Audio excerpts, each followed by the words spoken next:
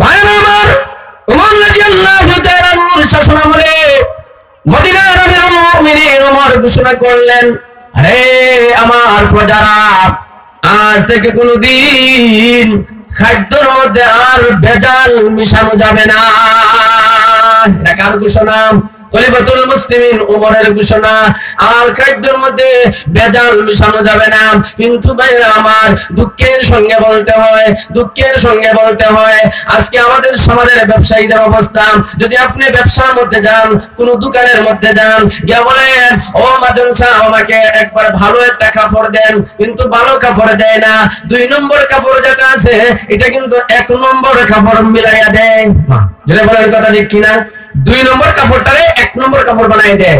কারণ এটা ওই যে একটা ভোক্তা অধিদপ্তর একটা আছে, ফেসবুকের মধ্যে, ইউটিউবের মধ্যে বারবার আসে। তো একদিন দেখলাম যে একটা মহিলা শাড়ি কিনছে 10,000 টাকা দিয়ে, কিন্তু শাড়িটা করতে যাওয়ার সময় এই শাড়িটারে এখন কইতেছে আপনি এখানে গিয়ে বসেন।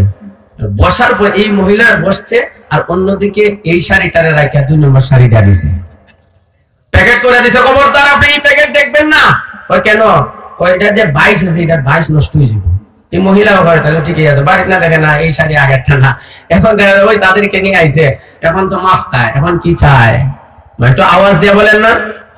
তাহলে আমাদের সমাজে আছে না মাতুল সামরা, ওনারা 2 নম্বর 1 নম্বর জিনিসের সাথে 2 নম্বরটা মিলাইয়া একসাথে বাজারজাত করে, এরকম আছে না নাই?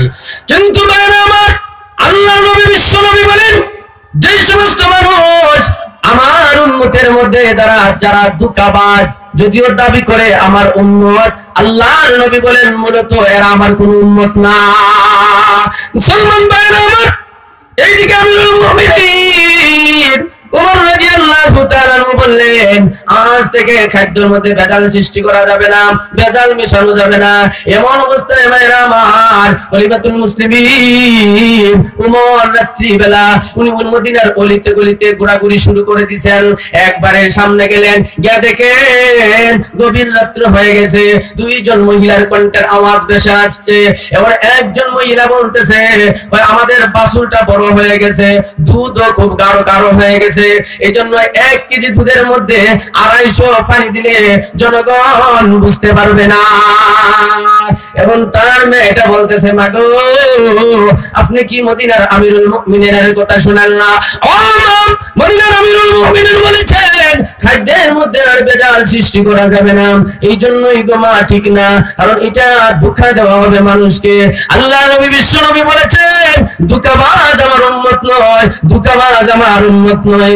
এই জন্যই মাগো, না না পানি আপনি মিশাইবেন না। এখন মা ডাক দিয়ে বলতেছে, ওই তোর মতো বেকল মেয়ে আল্লাহ আমারে দিছেন, এটা আরো বিপদে ফেলাইছেন। নাউজুবিল্লাহ বলেন না। ভাইরা আমার, অন্যদিকে মদিনার আমিরুল মুমিনিন যেই মাত্র আওয়াজ আসলো সাথে সাথে থেমে গেছেন তাদের আরো একটু আলোচনা শোনার জন্য। এখন চিন্তা কখন বুঝতে পারলেন, এই 2টা মহিলা, যে প্রথম যে মহিলাটা বলতেছে পানি মিশানোর জন্য, এটা হলো তার মা, এবং যে বলতেছে পানি মিশানো যাবে না, এটা হলো তার মেয়ে। আমিরুল মুমিনিন আলহামদুলিল্লাহ আলহামদুলিল্লাহ বললেন। আর ডাক দিয়ে বলতেছেন, পৃথিবীর মানুষেরা, আমার সন্তানের জন্য আমি একজন ইমানদার, একজন ধার্মিক পাত্রী অন্বেষণ করে বেড়াচ্ছি, কিন্তু পাই নাই। আল্লাহু আকবার বলেন। আমার ভাইয়েরা, কারণ দেখেন আল্লাহওয়ালারা তাদের মেয়ের পাত্র খুঁজেন মসজিদে গিয়া। দেখেন কোন যুবক মসজিদ থেকে একবারে সবার শেষে বের হয়ে আসে, কোন যুবকের নামাজটা সুন্দর হয়, তার লেবাস সুন্দর হয়, কোন যুবকের দাঁড়িয়েছে, কোন যুবক মিথ্যা কথা বলে না, মদ পান করে না, এই সমস্ত খারাপ কাজের মধ্যে লিপ্ত থাকে না। আল্লাহওয়ালারা কিন্তু এইটাই সব সময় খোঁজাখুঁজি করেন। মাজুরে বলেন কথা ঠিক কিনা? আর আজকে আমাদের সমাজে আমরা খুঁজি, যদি আমার মেয়ে সুন্দর হয়, সুন্দরী হয়, তখন আমি খুঁজি যে আছে আপনাদের এখানে রায়বার আছে না, রায়বার চিনেন না? রায়বারকে বলি, ও রায়বার আমার মেয়েটা খুব সুন্দর, 10 জনের মধ্যে একজন বিয়ে ভার, দেখতেও ভালো, গঠন প্রণালী সবাই ভালো আছে। এখন রায়বার বলে দামানের কোয়ালিটি কি হবে? লন্ডনী। কি বলে? এখন ফয়লা লন্ডন। প্রথমেই বলে লন্ডন। আমরা সুরো কো ডাকাইতো লন্ডন হইলে মাশাআল্লাহ। জোরে বলেন কথা ঠিক কিনা? আজকে ভাইয়ের আমার, আমাদের নিয়ত ঠিক না থাকার কারণে অনেক পিতা আছেন এই লুপ করে দেয়, পরে আর এটা হয় না। জোরে বলেন কথা ঠিক কিনা? পরে দেখা যায় কবর নিয়ে দেখা যায় এই যুবকটা এই মহিলারা ছাড়া আরো 5টা বিয়ে করছে। এরকম আছে না নাই? কিন্তু খুঁজাখুঁজি করে নাই, এখন তো মেয়েরা নিয়ে কান্নাকাটি করে, এরকম আছে না নাই? ভাইরা আমার, যেই মাত্র আমিরুল মুমিনিন ওমর রাদিয়াল্লাহু তাআলা আনহু এই কাহিনীটা শুনলেন, শোনার পরে এই ঘরের মধ্যে যেহেতু রাত্র হয়ে গেছে একটা নিশানা দিছেন। এর পরের দিন উনি কিছু সরকারি বাহিনী পাঠাইছেন আর বলে দিচ্ছেন, যাও মা মেয়েকে নিয়ে আসো। যেই মাত্র মা এবং মেয়ে গেছে আমিরুল মুমিনিন ওমরের রাজ দরবারে, এখন সবকিছু ওমর রাদিয়াল্লাহু তাআলা ব্যক্ত করলেন। এখন ওই যে বৃদ্ধা মহিলা আছে সে ডাক দিয়ে বলে, আমিরুল মুমিনিন মেহেরবানি করে আমাকে মাফ করে দাও, আমি বুঝতে পারি না। এখন আমিরুল মুমিনিন বলেন, মহিলা আমি তোমাকে মাফ করে দিলাম একটা শর্তে। আল্লাহু আকবার বলেন না?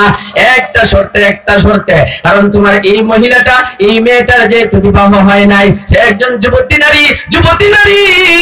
আমি তার সুন্দরীর দিকে তাকাই না, আমি তার বংশের দিকে তাকাইলাম না।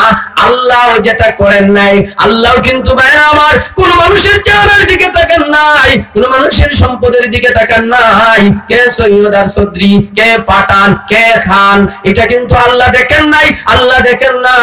আল্লাহ দেখেন মানুষের অন্তর এবং তার আমল। জোরে বলেন কথা ঠিক কিনা? এখন আমিরুল মুমিনিন বলতেছেন, হে মহিলা, একটা শর্তে তোমাকে মাফ করে দিতে পারি।